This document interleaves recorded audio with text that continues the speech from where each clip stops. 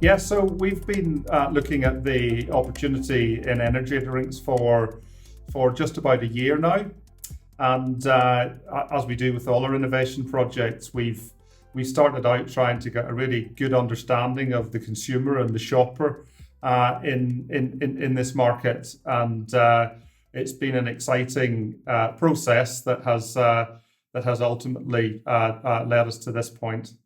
We started out by looking at a whole range of opportunities across a number of brands and indeed some new potential brands as well. But as we developed through the process, we've the winning concept, which is Rubicon RAW, based on a more natural type of product with higher juice levels and other sort of natural ingredients. It very much lended itself to Rubicon, and certainly then when we tested that through with consumers, it fitted very well. So was a very natural fit for us. You know, the exotic type of flavors. We always describe Rubicon flavors as those that you don't find in your average fruit bowl, and you know, flavors is such a big growth area in energy drinks. It's been a really, hopefully a really sort of strong addition to the market. And a standout in soft drinks packaging is absolutely key. You know, actually, particularly in an independent sort of convenience store where ranges can be very big. So you know, we've worked very hard at making sure that it's very bright and colourful. You know, perhaps not like a lot of the other sort of darker colours certainly in energy drinks and big can energy, but you know, the colours of the cans very much sort of shout out and do justice to the flavour of the drinks. But yeah, that presentation is all important.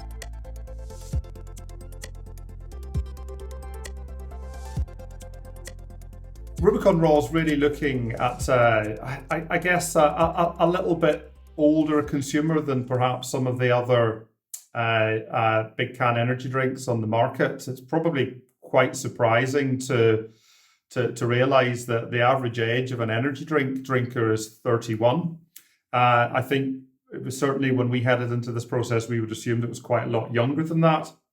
But this category has been around for a long time, and consumers have grown with this category. They've grown up with it, and it just sort of so happens that actually a lot of their needs have changed. You know, maybe the bright, brash, you know, quite aggressive looking brands don't really sort of fit for them, and they're looking for something a little bit different now that maybe befits their, you know, their own sort of life stage as such. And we are very much looking at that particular group. So all three of the flavors are selling pretty much on a par. The raspberry blueberry product, if there was one that was heading just a little bit ahead of the two others, and it would be that one. But they're all pretty much of a muchness so far, and you know, flavor choice is important. We've always sort of found that there's an orange sort of type of product that appeals to some people, and a more berry type of product that appeals to others. But they're all doing pretty much equally well.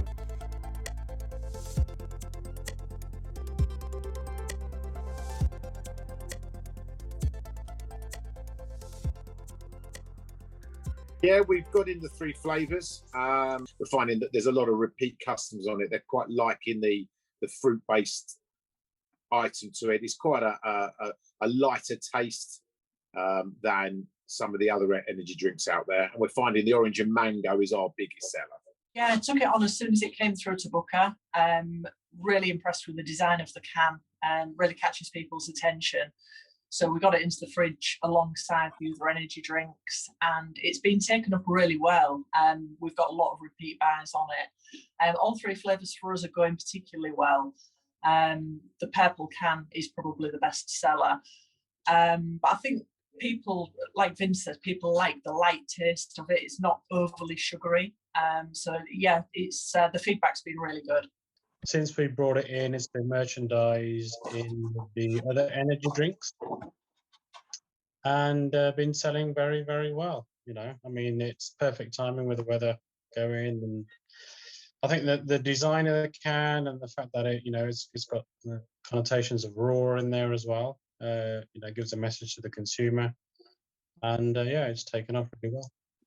Energy drinks is very well performing category within soft drinks anyway. And this is something completely kind of, well, not new, but I mean, the brand and the design of the can and the fact that there's, it says raw on there, it's, it certainly hit a chord with the consumers, and all the flavor profiles are very exotic and kind of summery. So I expect these to perform really well over the next few months. I always try and encourage the staff to try any new launches, because it gives the customer a really good base to be able to say to the staff, if they do recommend something, what would it be? My favourite is definitely the mango. I think it's a really nice drink. I just think, guys, it's really good to hear the feedback for how it's going so far, and look, from our perspective, you've just sort of picked up some of the key messages. I mean, the product is different to other energy drinks that are out there in the market. They're still big flavors, big fruit flavors, but they are a bit lighter, and certainly all our research before we launch suggests that different people like different ones, so they're likely to sell at sort of more or less the same rate. So that's good to hear that coming back as well. We've seen really good support through the retailer element, but I'm unsure how we're going to capture the customer. Well, so we are just going live with our sort of consumer activity just now. So just about 10 days ago, we went live on social media for the first time. So just letting sort of the availability just build a little bit before we did that. But for the rest of this year, we've got about £1.5 million of support behind consumer. That sort of starting, we've got two big focuses over the spring and summer. One, it's predominantly in the consumer space, digitally led, through sort of partnerships and influencer activity with effectively in areas that are all about people in the great outdoors. So be that hiking or surfing or climbing and such like. So we'll begin to see some of that feed through in quite a big way. And obviously a little bit sort of closer, we'll be putting a lot of sort of investment into shopper marketing. So in the retail environment as well, with the likes of point of sale material. We are just about to go into a test on sort of semi-permanent shelf trays, etc. as well, because we recognise that the visibility in store is all important.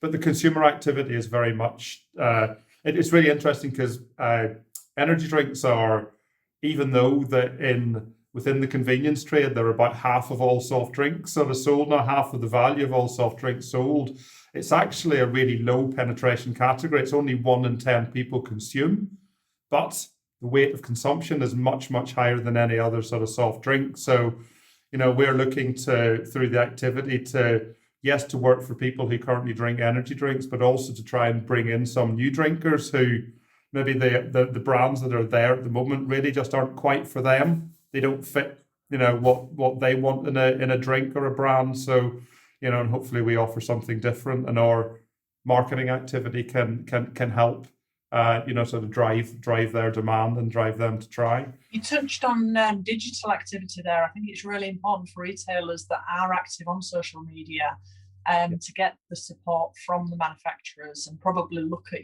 some sort of really strong media images that we can use on our social media to advertise the brand. 100%, and a lot of the material that we are developing could be very, very easily adapted for that. I'm just interested if there's anything that we as a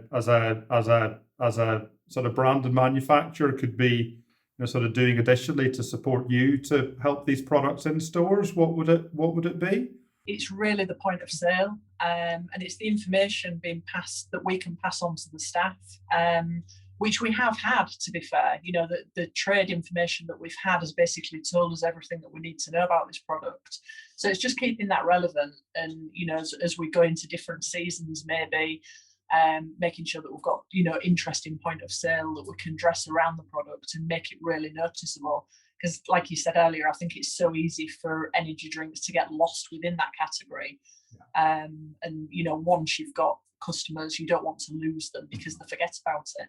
I presume it's going to be launched as a price mark throughout our sector, or you're doing non-price marks as well?